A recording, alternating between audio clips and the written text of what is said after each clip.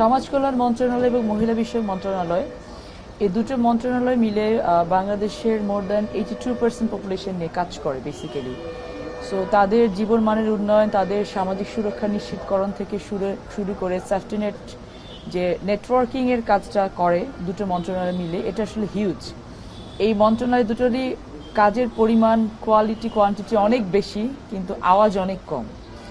তো আমাদের বেসিক্যালি যেটা আমরা আজকে চেয়েছি, আমাদের জেলা প্রশাসক মহোদয় যারা আছেন, বিভাগীয় কমিশনার যারা আছেন, তাদের কাছে যে ব্রিজিংটা আছে মন্ত্রণালয় থেকে তৃণমূল পর্যন্ত পৌঁছানোর জন্য, তারা কিন্তু কানেক্টিভিটিটা করে থাকেন। টানেলের এপারে আমরা আছি, টানেলের ওপারে ওনারা আছেন। মাঝখানে যে কানেক্টিভিটিটা, এটার জন্য অনেক বেশি অ্যাপ্রোপ্রিয়েট হয়।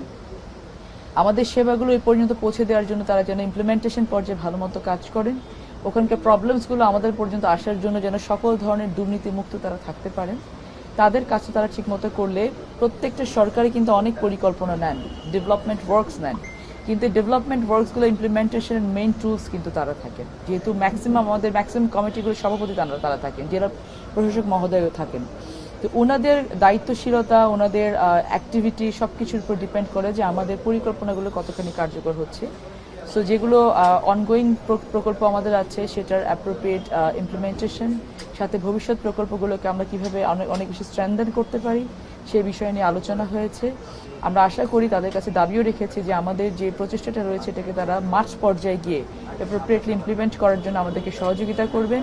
এবং আমরা সাথে সাথে এটাও তাদের কাছে দাবি রেখেছি যে ডিসি মহোদয় যারা আছেন, তাদের মাধ্যম দিয়ে তারা কিন্তু ইউনিয়ন লেভেল, ওয়ার্ড লেভেল পর্যন্ত তারাও তাদের কর্তৃত্বটা রাখেন।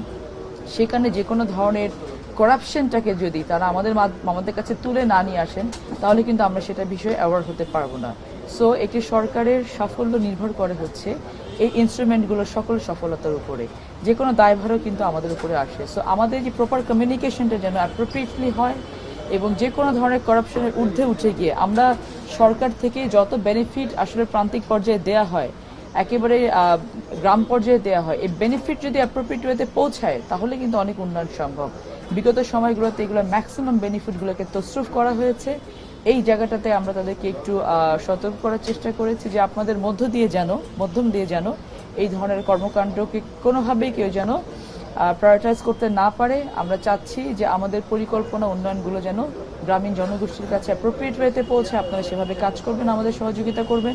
সহকর্মী হিসেবে আমরা আপনাদেরকে সহযোগিতা করব।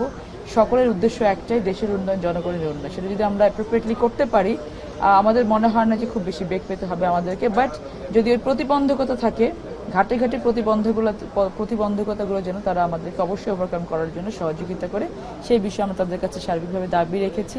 আশা করছি যে এই সম্মেলনগুলো যেই উদ্দেশ্য নিয়ে করে, সেটাও সার্থক হবে, তারাও আমাদেরকে সহযোগিতা করবে ইনশাআল্লাহ। জি,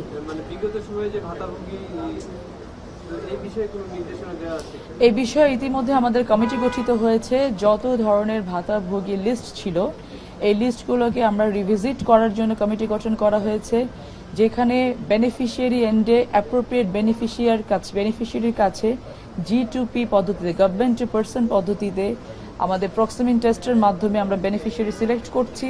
এবং গভর্নমেন্ট টু পার্সন যেন অবশ্যই যাদের চাহিদা আছে, যারা পাওয়ার যোগ্য, দল মত সকল কিছুর ঊর্ধ্বে উঠে গিয়ে সেই যোগ্য মানুষের কাছে তাদের বেনিফিটটা পৌঁছায়, সেটা নিশ্চিতকরণের জন্য ইতিমধ্যে কমিটি গঠিত হয়েছে। এবং আমরা সকল ধরনের সুযোগ সুবিধা যেন যারা সুবিধাভোগী তাদের কাছেই পৌঁছায়, এটাকে নিশ্চিত করার জন্য সকল ধরনের প্রচেষ্টা চালিয়ে যাচ্ছি। এবং এই যে বললাম, টানেলের এপার এবং ওপারের যদি সমন্বয়টা ভালো মতো হয়, তাহলে অবশ্যই এটা কার্যকর হবে।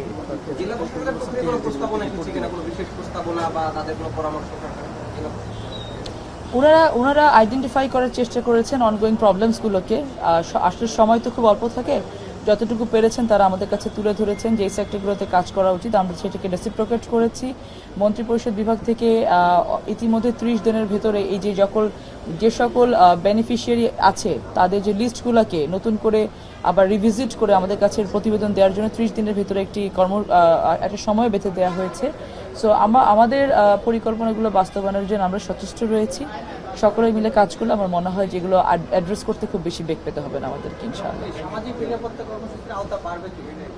বাড়ছে তো, ফ্যামিলি কার্ডের মতো এত বড় একটা ফ্ল্যাগশিপ প্রোগ্রাম, যেটা এটা দেশে এবং বিদেশে সকলে এটা অনেক বেশি প্রেজ করেছেন, অ্যাকসেপ্ট করেছেন, এবং এটা আমরা বিশ্বাস করতে শুরু করেছি আসলে আমরা ইকোনমিকে যেভাবে চালাতে চাচ্ছি এটা কিন্তু বড় বড় প্রকল্পতে ইনভেস্ট করার বাদ দিয়ে যদি আমরা গ্রামীণ জনগোষ্ঠীতে মানুষের উপর ইনভেস্ট করি, মানুষের জীবনমানের উপর ইনভেস্ট করি, তাহলে আসলে কিন্তু একটু একটু করে আমরা বাংলাদেশ এগিয়ে যেতে পারবো। সো অবশ্যই আমরা এটা হয় কি আসলে এই ইনভেস্টমেন্টগুলো একটি সাময়িক ইনভেস্টমেন্ট হয়।